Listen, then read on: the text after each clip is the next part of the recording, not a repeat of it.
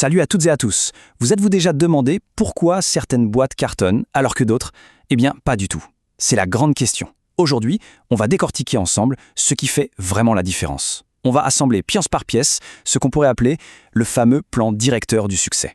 Alors, on y va. La question de fond, c'est celle-ci. Qu'est-ce qui fait vraiment la différence?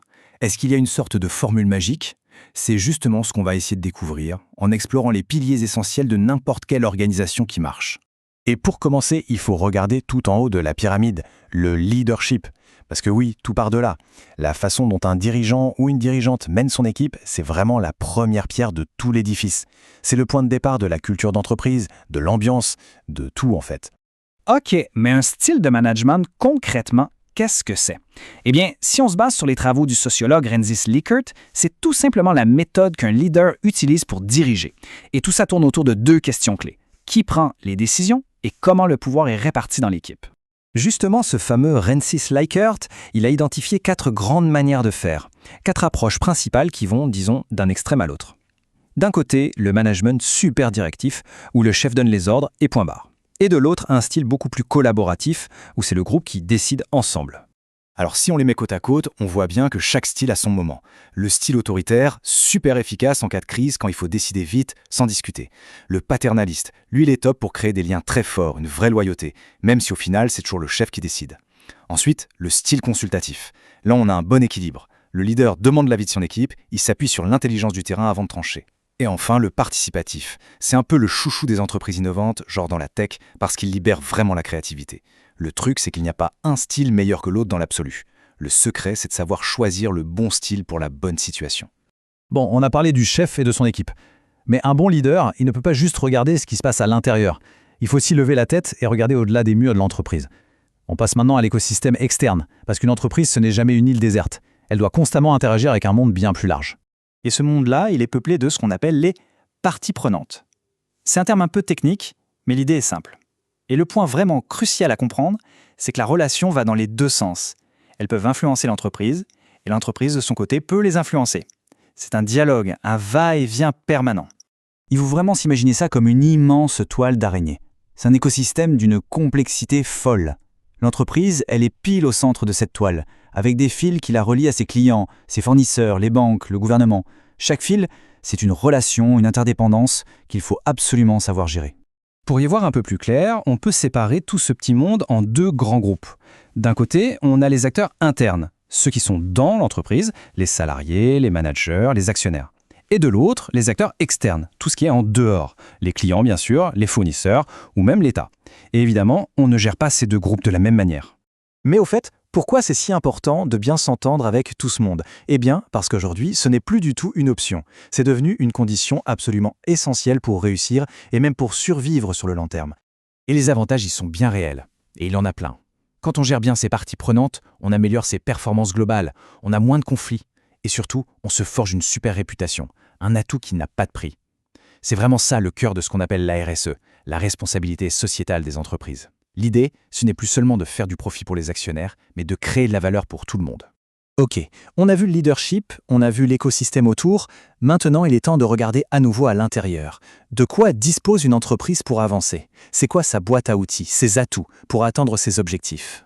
Ces outils, justement, ce sont ce qu'on appelle ses ressources. On peut voir ça comme les briques de base de l'entreprise. C'est l'ensemble des moyens, des actifs durables qu'elle va pouvoir mobiliser pour fonctionner et pour grandir. Et ces briques, on peut les classer en 2 grandes familles. C'est assez simple. D'un côté, il y a les ressources tangibles, c'est-à-dire tout ce qu'on peut toucher. Et de l'autre, les ressources intangibles, tout ce qui est immatériel. Alors, regardons d'un peu plus près. Dans le tangible, le concret, on a bien sûr l'argent, le capital, mais aussi les équipes, les salariés et tout le matériel, les usines, les machines, les bureaux.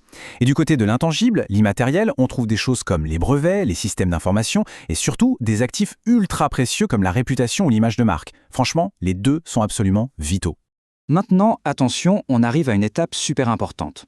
Parce que, au fond, ce n'est pas tant d'avoir des ressources qui comptent, mais ce qu'on en fait. Avoir plein de briques, c'est super, mais savoir comment les assembler pour construire quelque chose de solide, c'est là que la magie opère. Et ça, c'est la définition même d'une compétence. C'est cette capacité à prendre des ressources qui sont un peu passives et à les combiner, à les utiliser pour en faire un vrai avantage. C'est le savoir-faire de l'entreprise, ce qui lui permet de passer à l'action. Mais attention, une compétence, ça ne tombe pas du ciel, ça ne s'achète pas sur une étagère. C'est le fruit d'un long processus. Ça se construit patiemment, brique par brique, avec le temps. Et ce processus, il se déroule en général en 4 étapes clés. D'abord, il y a l'apprentissage. On acquiert la connaissance. Ensuite, l'expérience. On met cette connaissance en pratique dans la vraie vie. Après, la répétition. C'est en faisant et refaisant qu'on devient expert. Et enfin, la formation, pour structurer et développer tout ça. C'est un cycle qui ne s'arrête jamais, une sorte d'amélioration continue. Par contre, il faut être clair. Toutes les compétences ne se valent pas. Il y en a certaines qui sont tellement uniques, tellement puissantes, qu'elles deviennent le véritable ingrédient secret de l'entreprise. Et celles-là, on les appelle les compétences fondamentales. Alors, qu'est-ce qui fait qu'une simple compétence devient fondamentale? Eh bien, elle doit cocher 3 cases. Première case, elle doit créer une vraie valeur ajoutée pour le client. Deuxième case, elle doit être super difficile à copier pour les concurrents. Et troisième case, elle doit donner à l'entreprise un avantage qui dure dans le temps. Ça peut être par exemple une qualité de produit que personne d'autre n'arrive à atteindre, une capacité à innover plus vite que tout le monde. Voilà, on a maintenant toutes les pièces du puzzle sur la table. Le leadership, les parties prenantes, les ressources, les compétences.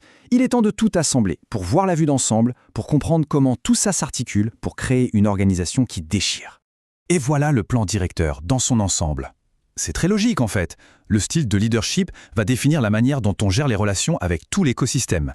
En parallèle, l'entreprise va piocher dans ses ressources, qu'elles soient concrètes ou immatérielles, pour construire ses compétences uniques, ses fameuses compétences fondamentales. C'est vraiment l'interaction entre tous ces éléments qui fait qu'une entreprise est solide et performante.